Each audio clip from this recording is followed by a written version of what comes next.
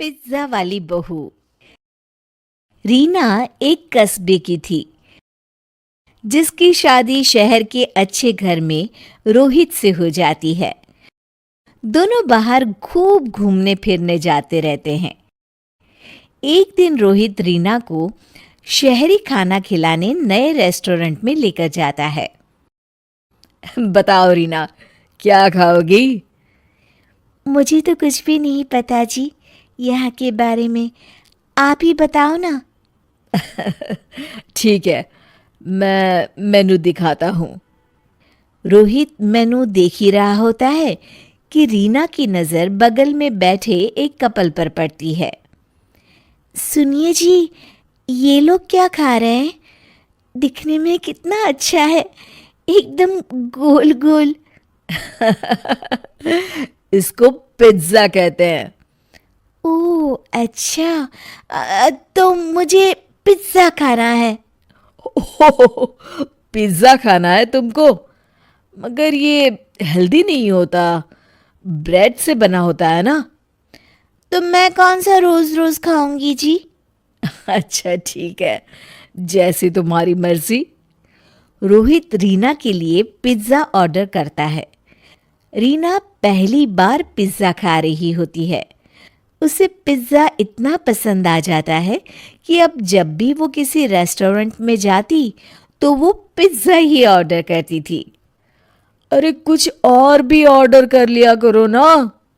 नहीं, पिज्ज़ा के आगे तो सब बेकार है जी। कितना चीज़ी होता है ये। मैं तो सोच रही हूँ घर में भी ओवन ले लूं। हे भगवान, बस घर में कभी मत बनाना ये पिज्ज़ा। घर पर भी अब रीना ने पिज्ज़ा ऑर्डर करना शुरू कर दिया था। रीना अलग अलग वैरायटी के पिज्ज़ा रोज़ मंगाती और खूब मज़े से खाती। वो दिन भर पिज्ज़ा के अलग अलग रेस्टोरेंट देखती रहती थी। बेटा, इतना पिज्ज़ा मत खाया करो, बाहर की चीज़ें इतनी नहीं खानी चाहिए। माँ जी, आप भी खा के देखिए ना, कितना स्वादिष्ट है ये। अरे मैंने खाया हुआ है, मेरा पेट खराब हो जाता है इससे। और तुम भी ना ज़्यादा मत खाया करो।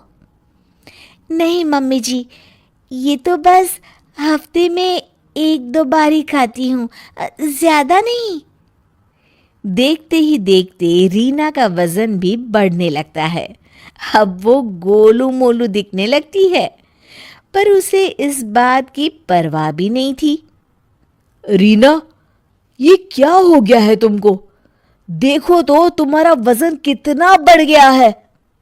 अरे वो तो ऐसे ही जी, थोड़े दिन घूमूंगी फिरूंगी तो ठीक हो जाएगा।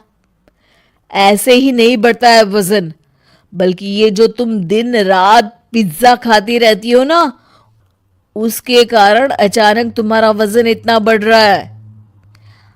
आप तो बस मुझे टोकते रहिए जी, मैं आपको बहुत जल्द एकदम दुबली बनकर दिखाऊंगी। हाँ। एक दिन रीना अपने पति और सास के साथ किसी के घर खाने पे गई थी और वहां से लौट ही रहे होते हैं कि तभी आज तो कुछ ज़्यादा ही खा लिया, खाना भी बहुत अच्छा बना था। हाँ जी मम्मी जी, बहुत अच्छा था। काश पास्ता की बजाय पिज्ज़ा रख लेते खाने में तो मज़ा आ गया होता। तुम सुधरोगी नहीं रीना, इतने अच्छे खाने में भी तुमने सिर्फ इसलिए कमी निकाल दी क्योंकि उन्होंने पिज्ज़ा नहीं रखा। तो क्या गलत कहा मैंने जी? नहीं नहीं, तुमने तो कुछ गलत नहीं कहा, मैं ही गलत हूँ। चलो, यहाँ मुझे थोड़ा काम है, मैं तुम दोनों को यहीं उतार देता हूँ। और सुनो, मैं थोड़ा लेट आऊँगा। बेटा, मुझे भी पड़ोस में संध्या जी के पास उतार देना ना। अब ठीक है मम्मी जी। रीना घर पहुंच जाती है और कपड़े बदल ही रही होती है कि कुछ देर बाद दरवाजे पर घंटी बजती है। रीना दरवाज़ा खोलती है। मैम आपका पिज़्ज़ा। पिज़्ज़ा? मगर रीना जैसे ही पिज़्ज़ा देखती है उसके मुंह में पानी आ जाता है, लेकिन उसका पेट तो भरा हुआ है। नहीं नहीं, हमने ऑर्डर नहीं किया जी। ओ सॉरी मैम, गलत एड्रेस। रीना खुद को रोक नहीं पाती और जैसे ही डिलीवरी बॉय जा रहा होता है उसको पीछे से रोक देती है। रुको भैया। Yes madam. वो हमारा ही पिज़्ज़ा है। मगर आपने तो बोला कि आपने ऑर्डर नहीं किया था। नहीं, वो मेरे हस्बैंड ने ऑर्डर किया था। मुझे अभी याद आया। कितने पैसे हुए? और रीना उससे पिज़्ज़ा ले लेती है और उसके बाद पेट भरा होने के बावजूद भी पिज़्ज़ा खाने लगती है। रोहित और रीना की सास घर पर आ जाते हैं। दोनों देखते हैं कि आधा पिज़्ज़ा टेबल पर रखा है और रीना पेट पकड़कर सोफे पर लेटी हुई है। अरे रीना, क्या हुआ तुमको?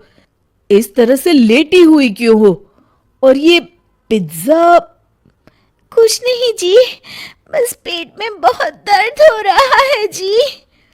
दर्द तो होगा ही, इतना खाने के बाद फिर इसने पिज्जा भी खा लिया।